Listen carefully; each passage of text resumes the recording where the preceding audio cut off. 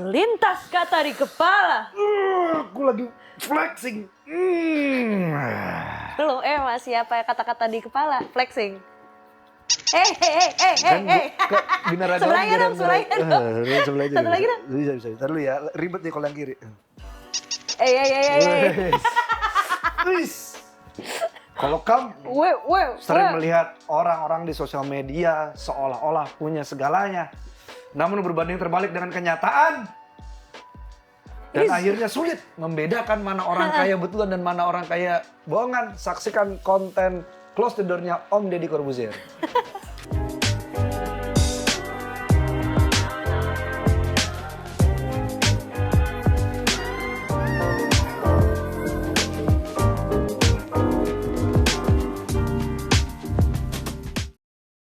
Yang mana sih?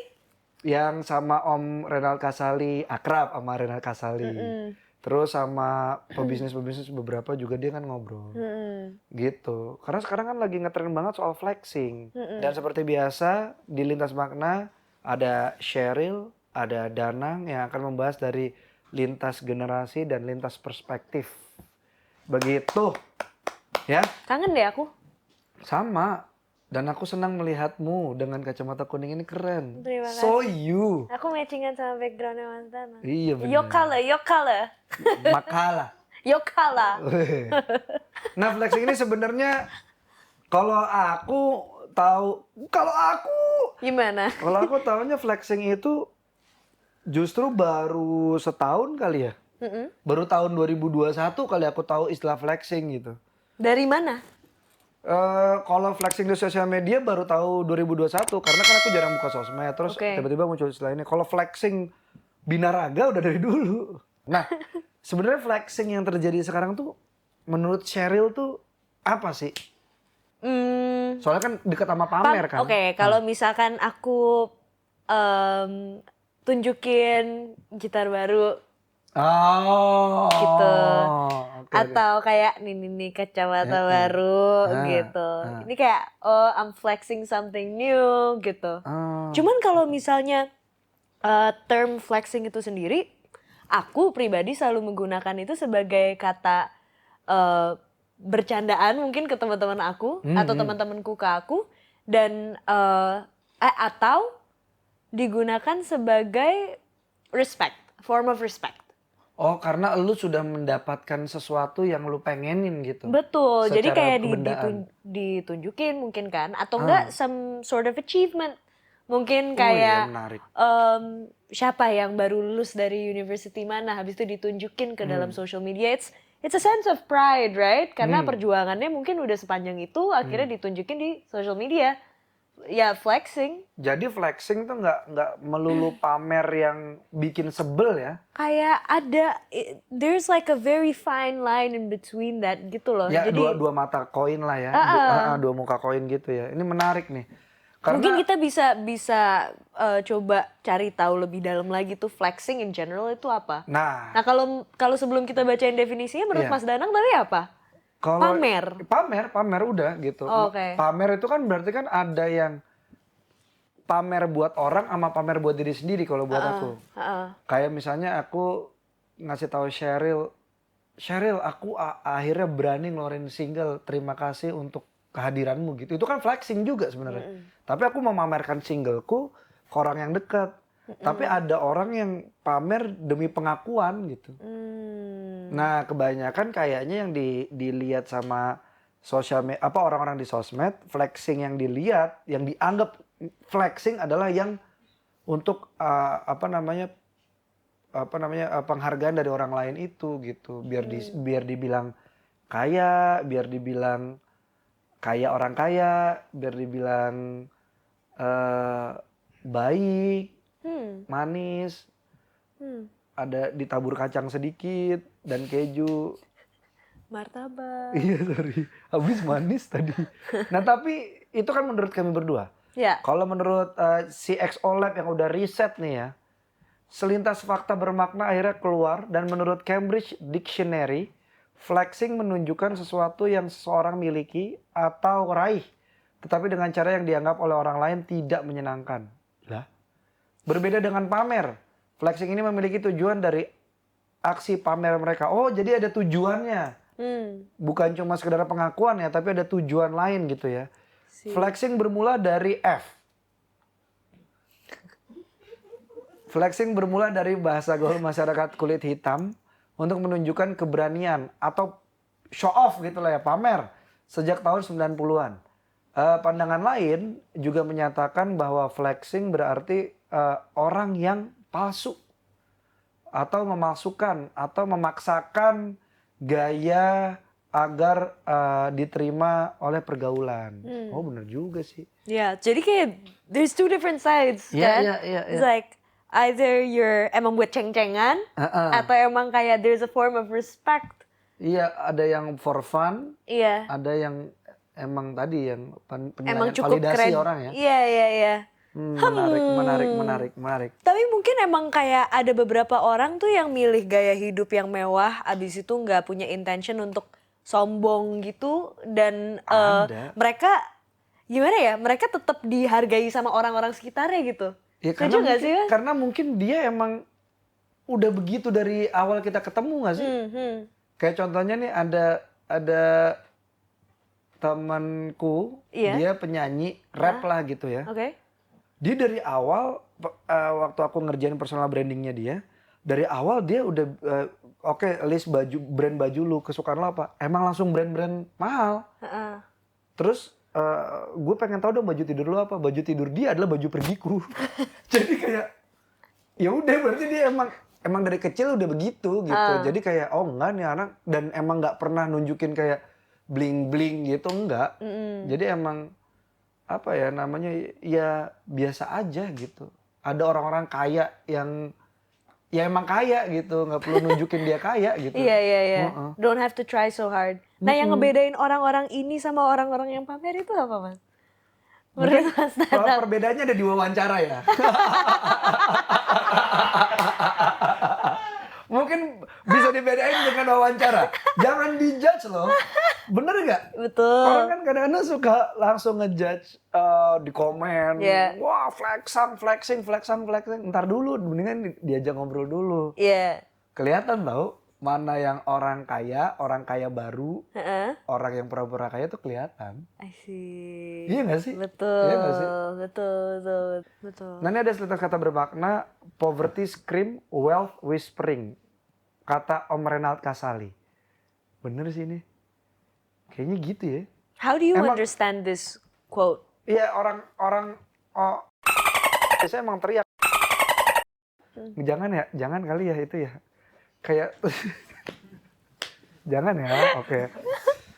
Iya maksudnya biasanya ya orang-orang yang kaya beneran kan nggak pernah show off. Kalau aku sih ngerasa gitu, karena ada beberapa. Please try again. Dari ucapan saya, Google. Kan tadi diedit. Kan yang tadi diedit. Gak jadi dimasukin Google. Enggak, kita nggak jadi masukin yang sebelumnya, enggak. Itu sangat gelap, tidak bisa masuk ke tayangan orang-orang. Sorry ya Google. Sorry Google. Ya jadi teman-temanku yang kaya beneran tuh nggak pernah yang kayak tadi klienku itu yang akhirnya jadi temanku, dia nggak pernah nunjukin kalau gue kaya. Apalagi orang-orang yang old money. Betul. Pernah nggak ketemu sama orang old money? Nggak pernah kan, kayak gue nih gitu. Iya. Tapi at the end of the day itu apakah mungkin flexing itu menjadi sebuah lagi gitu sesuatu yang cultural bagi anak-anak Gen Z dan lain sebagainya? It has become like a fashion wear in a sense. Iya, bisa sih. Like apapun yang dimilikin sama seseorang, at the end of the day memang digunakan sama orang itu untuk bisa impress orang lain. Dan validasi memang dari orang lain itu menjadi sangat signifikan terlepas dari orang itu siapa. Sama kayak misalnya kita ngebahas banyak hal lah kayak plat nomor.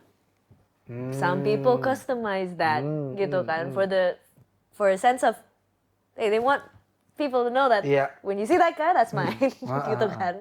And then I've even had a phase like that to a point where it's just like anjir udah mahal, terus awkward kalau misalkan Iya, orang tahu iya. itu mobil gue. Kayaknya agak bahaya deh gitu ya. Iya nggak sih? Iya nggak sih? Iya, Lebih iya, ke iya. arah sana. Sampai akhirnya, oke, berhenti. Ah. Terus orang-orang yang mungkin kayak lagi tren pakai, oke, sepatu apa dan sebagainya, everybody has it. Gue udah pernah di fase itu juga, norak, mampus. Cuman at the end of the day aku berbicara sama diri aku, emang gunanya orang-orang tuh pakai baju-baju atau sesuatu yang Up to date. up to date Hmm. is for the chance to feel accepted. I've been there, maybe at times I'm still there, Ah. but you know, it's to suit in with the norms. Oke. Iya nggak sih?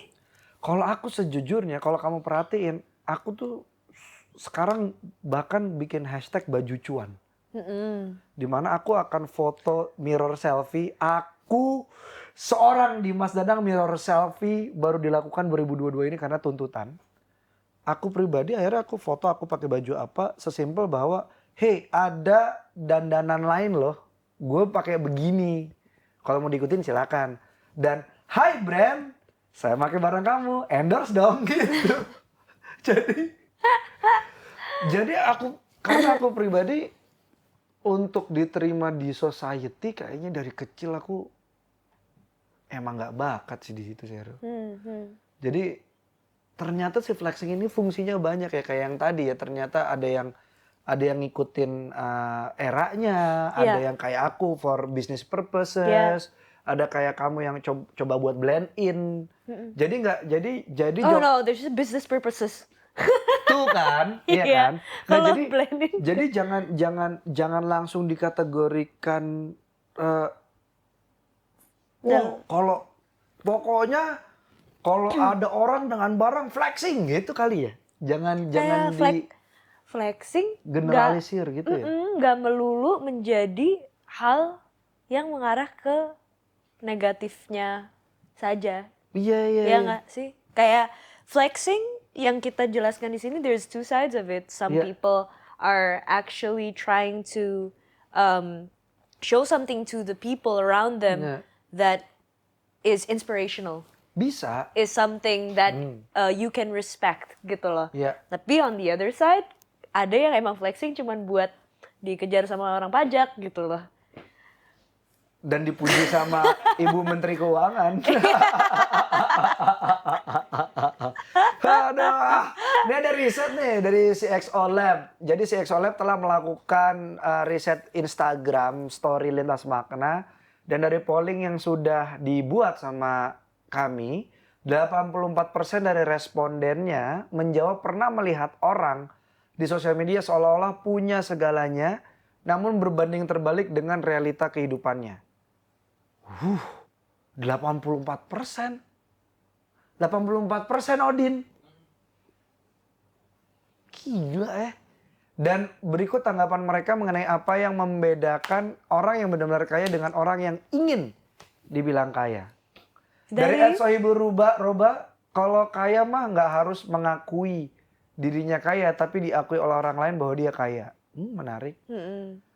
Ini dari Shiva Karima. Orang kaya lebih memperlihatkan apa yang ia butuhkan, sementara yang tidak lebih banyak memamerkan. Yang tidak? Sementara yang tidak lebih banyak memamerkan. Karena kan awalnya nggak punya gitu. Betul. Ya. Dari Ningka Sari untuk Sariawan. Bener kayak nggak akan bener-bener kaya, nggak akan pamer-pamer, lebih banyak menikmati dan nggak sempet pamer alias foto. Tapi orang-orang kaya itu kayaknya emang nggak sempet foto deh. Kayak mereka harus buka saham, lihat saham, berangkat kerja, harus ngurusin ini itu, ya nggak sih? Atau mereka emang kayak nggak punya handphone sebenarnya, jangan-jangan karena takut Bisa diikutin sama orang lain. Bisa jadi di tracking banget. gitu loh, Dia disadap. bisa dapat informasi dari asistennya Nah kan? itu dia. Nah sebenarnya flexing ini sendiri tuh, is it relevant, Mas? Karena kan sebenarnya dari flexing yang kita tahu, itu nggak melulu menjadi hal yang negatif kan? Iya. Gitu. Misalnya kayak dengan Mas Danang tunjukin baju-baju mirror selfies itu. Dan itu I see you. Dan itu sebenarnya adalah untuk melatih self esteemku yang sangat rendah sih. Iya. Itu akhirnya aku berani foto, aku berani ngedit lagi. Nah, akhirnya aku banyak manfaat yang aku dapetin dari situ. Sebenarnya juga kayak kalau dipikir-pikir, tadi Pak Ari bener tuh. Kalau kamu pergi ke konsultan, kalau dia punya sertifikat itu kamu lebih ngerasa legit kan, lebih ngerasa aman dan nyaman kan. Itu juga bagian flexing aku rasa ya. Yes, tapi dalam bentuk yang seperlunya. Betul. Dan orang kalau misalkan ketemu sama orang-orang yang memiliki sertifikasi seperti itu, ujung-ujungnya ngerasa apa ya, nyaman gitu kali ya. Lebih bisa ngerasa dipercaya. secure. Yeah. Betul. Jadi emang nggak melulu kalau misalkan selfing. Wow. Iya, kalau misalkan flexing itu is not always trying to show what we have secara materialistik, tapi juga dari achievements yang kita raih dari edukasi atau dari skill kita, entah bisa kayang kayak dari satu gedung ke gedung berikutnya. Dan itu kan sebenarnya juga hal yang menggembirakan untuk dibagi gitu ya. Tergantung. Akhirnya ini balik lagi ke point of view orang-orang sih ya. Balik lagi dan ternyata tim Lintas Makna juga menemukan bahwa sekarang itu yang dikhawatirkan adalah flexing mengarah kepada kegiatan manipulasi. Karena menurut Profesor Renald Kasali, seorang guru besar bidang ilmu flexing, Profesor Renald Kasali, seorang guru besar bidang ilmu manajemen di Fakultas Ekonomi Universitas Indonesia, hal ini disebut juga dengan conspicuous consumption, di mana konsumsi yang ditujukan ke khalayak ramai. Bahwa ia memiliki dan menggunakan barang-barang mewah untuk mengekalkan status sosial tertentu bahwa ia adalah orang berada gitu. Dan memberikan sinyal bahwa mereka layak untuk dipercaya dan dijadikan mentor. Wah ini nih. Bukan mentor tapi malah jadi dimentor. Dimentor bener, nyedot nyawa. Iya kan, bener kan. Nggak, karena gini, aku juga jadi ingat kalau kamu perhatiin brand-brand yang nggak ketahuan, kayak rumah-rumah mode yang mungkin orang nggak banyak, tapi rumah modenya tuh cuma bisa bikinin buat orang tertentu. Contohnya Cheryl siapa gitu, Cheryl penyanyi yang super hits di seluruh dunia. Nah, Cheryl tuh punya satu rumah mode yang cuma ngerjain Cheryl, terus mungkin Petra, cuma satu rumah mode itu doang tuh, nggak dijual umum. Itu kan jadinya mahal sekali kan produksinya. Dan itu mereknya malah ngumpet. Itu juga apa ya? Mungkin kayak bespoke gitu. Iya, kayak bespoke gitu kan juga sebenarnya kan banyak artisan-artisan yang keren-keren kan. Dan itu sebenarnya nggak menonjolkan dirinya. Dan itu sebenarnya juga bisa dijadiin antitesis flexing juga kali ya. Bahwa yang menonjol itu belum tentu wah gitu. Seperti misalnya ada orang yang mengukuhkan statusnya bahwa dia kaya dan akhirnya dia berusaha untuk menjadi mentor, kita juga harus riset dulu, jangan sampai terjebak gitu. Nah ini ada selintas kata bermakna, you flexing, I'm living. You're trying to impress, I'm trying to progress. Anonymous, wah keren. You flexing, I'm living. Si Bang Anon nih. Bang Anon, quotesnya suka ada-ada aja Bang Anon nih. You're trying to impress, I'm trying to progress. Keren. Mantep. Di sana gunung, di sini gunung. Ternyata bule juga bisa pantun ya. Jadi emang ini juga termasuk dalam strategi marketing jangan-jangan kalau menurutku nih. Kayak kita ngelakuin itu buat blend in ke society tapi bukan demi pengakuan mereka. Tapi demi attract tren. Supaya brand yang emang ngikutin tren akhirnya datang ke kita bisa kan. Jadi sebenarnya ini bisa jadi strategi marketing juga. Nah tapi jadinya menurut Cheryl apa bedanya pamer, flexing sama personal branding? Heavy nih. Berat juga nih Pak Ari hari ini nih. Wah saya berenang daya penuh dulu lah. Ya Allah, kena jamur. Sebagai teman yang sudah pernah membuat personal branding untuk orang lain. Aku tanya sama Mas Danang nih kalau gitu.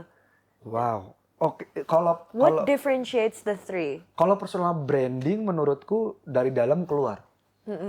Dalamnya dulu yang diolah. Kan personal branding kalau bahasa Indonesia pemerkan diri kan. Itu yang akan membedakan kita sama orang lain menurutku. Nah itu dia yang harus dicari. Sheryl itu Sheryl adalah penyanyi perempuan, tapi penyanyi perempuan yang gimana? Betul.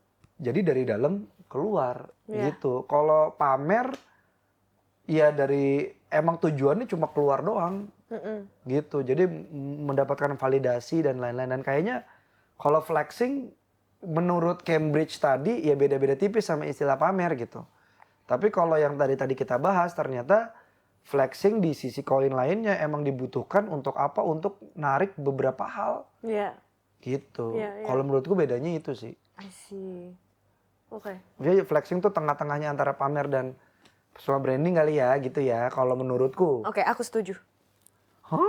Aku setuju. Serius? Karena kalau buat aku kayak di kamusku cuman ada personal branding yang baik sama tidak. Oh, menarik. Personal branding yang baik atau buruk. Ya udah gitu. Aku pun masih mencoba untuk lebih ragetin lagi personal branding aku. Seperti apa sih gitu. Tahun ini ke tahun berikutnya, 5 tahun ke depan gitu loh.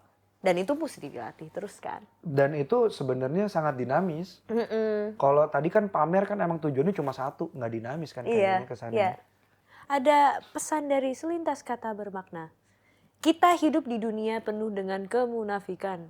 Orang baik haus akan pengakuan. Orang jahat penuh dengan pencitraan. Wow. Anon Anon ini. Manning. Bang Anon. Orang baik haus akan pengakuan tuh maksudnya gimana sih Bang Anon? Mungkin teman lintas makna juga ada yang bisa mengutarakan ini maksudnya gimana sih? Karena gue nggak nangkep nih. Orang baik haus akan pengakuan, orang jahat penuh dengan pencitraan. Kayaknya kalau orang baik, baik aja deh.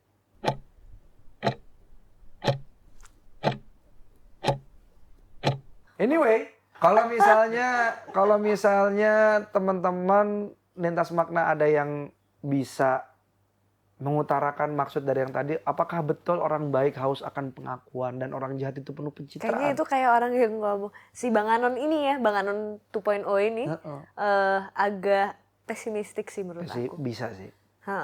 Kayaknya dia nggak pernah ketemu orang baik beneran deh. Kasian. Kasian banget lu Bang Anon. Iya. Baca cerita Bang, orang-orang zaman dulu baik-baik Bang, bener Bang. Iya, dulu tapi ya. Zaman dulu. Zaman Sekarang dulu. mah susah Bang. Iya. Iya bener dong. Iya gitu ya. Nah dari kasus terakhir, banyak masyarakat kita yang terpengaruh para influencer yang flexing ini karena melihat kekayaan atau apa yang ditampilkan oleh si influencer ini ya sebagai seorang panutan. Menurut Sheryl dan mungkin juga menurut teman-teman CXO Lab nih, menurut kita yang ada di sini apa sih yang dikejar gitu loh dari apa yang dari flexing ini gitu, apa sih yang dikejar sebenarnya? Dari Sheryl dulu mungkin.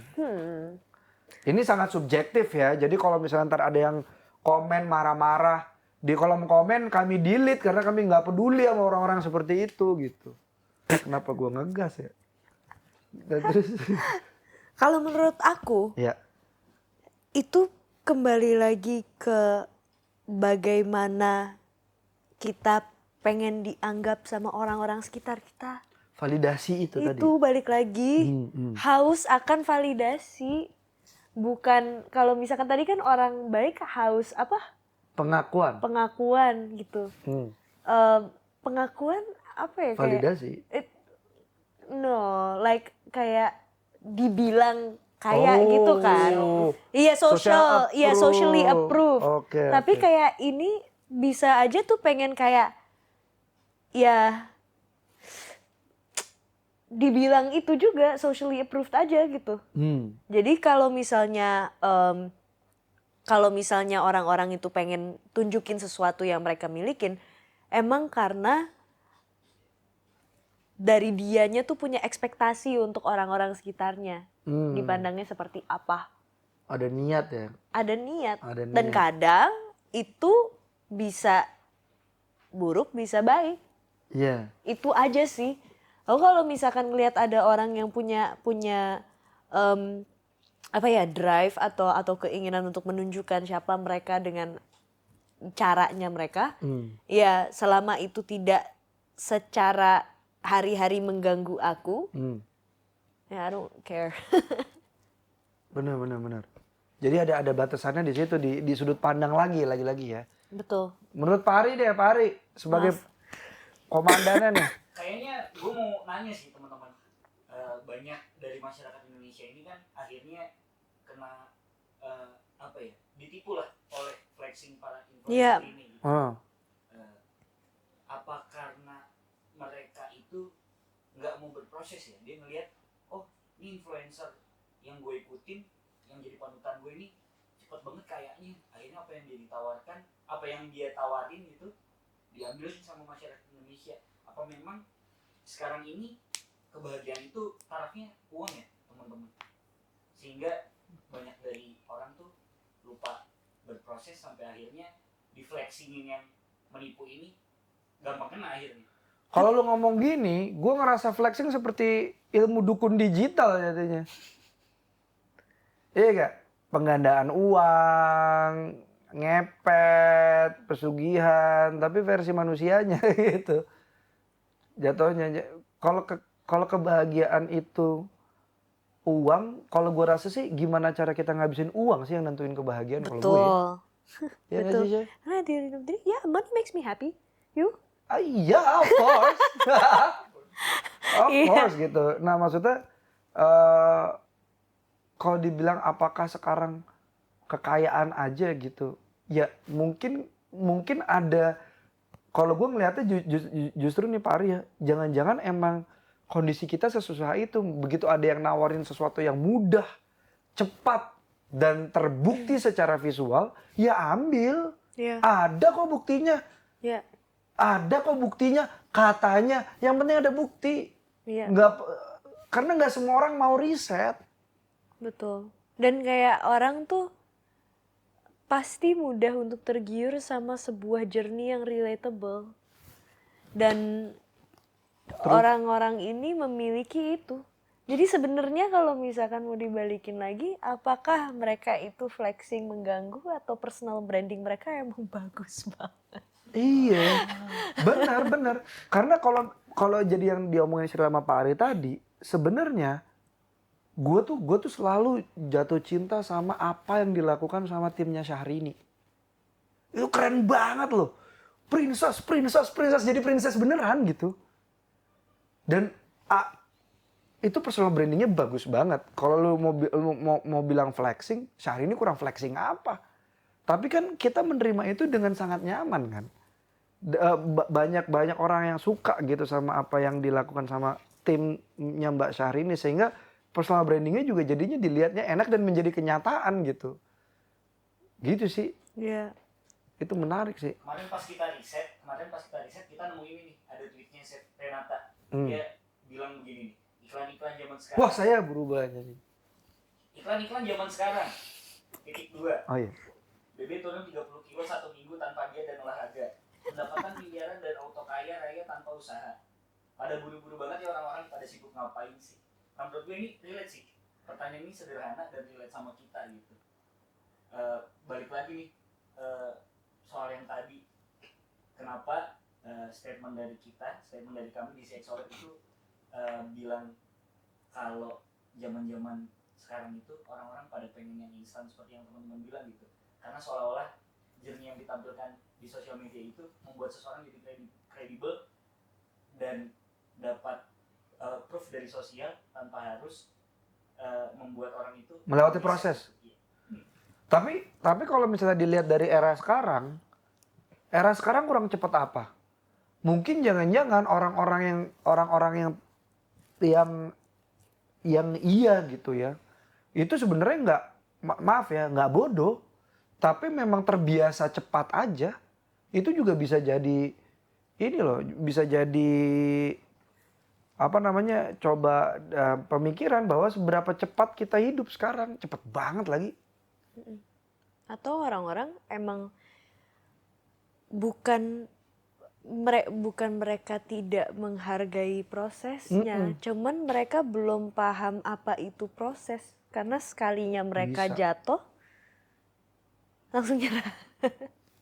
Langsung gak pengen coba lagi dan merasa bahwa itu adalah the failure of all failures yang pernah mereka lakukan. Aku malah, ini kayak kita langsung ngebahas semua tweetsnya dari semua chef-chef ini aja ya. Kayak kemarin aku lihat ada tweetnya dari Ko Arnold. Bilang kalau dia kan sekarang giat sekali di NFT gitu kan. Ketika, tweetnya kalau gak salah, ketika gak laku, kalian salah-salahin. Pas untung-untung, kalian bilang, kalian gak mau bagi-bagi keuntungannya.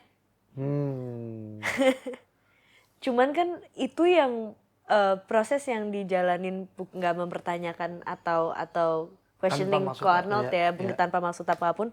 Cuman aku makanya kayak untuk menyentuh subjek-subjek seperti itu, aku takut orang-orang tuh belum cukup untuk memahami sebelum mendukung atau fully support ideationnya. Gimana sih ngomongnya? Iya benar. Jadi belum paham pasti, tapi ya udah jalanin aja langsung. Mungkin kalau di rephrase lebih ke kayak banyak sekali di sini teman-teman yang pengen involve di sesuatu karena emang udah FOMO aja gitu loh. Iya.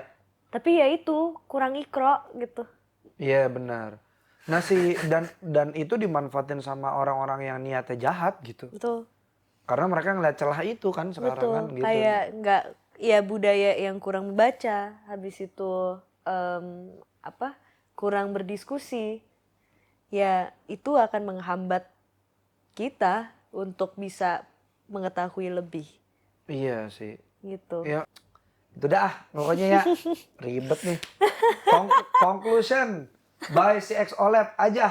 Karena Sheryl sama Danang gak mau bikin conclusion, ribet. Dapat dikatakan flexing ini bagian dua mata pisau. Hal ini bisa akan bermanfaat bagi kita yang memiliki bisnis tertentu untuk menguatkan kredibilitas terhadap para konsumen kita.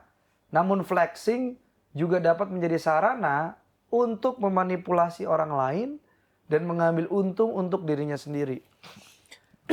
Jangan mudah terkelabui oleh sesuatu hal yang flashy atau mewah.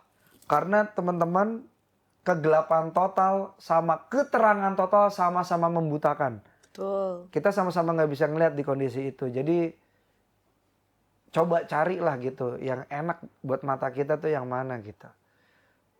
Pada dasarnya segala hal yang kita butuhkan selalu melalui proses yang tentu saja tidak singkat. Dan kalau ada yang singkat itu berarti beruntung. Dan keberuntungan perlu dicek lagi gitu.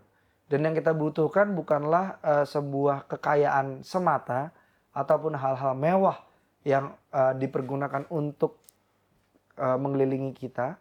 Namun sebuah kecukupan dan kenyamanan. Itu dia. Tuh.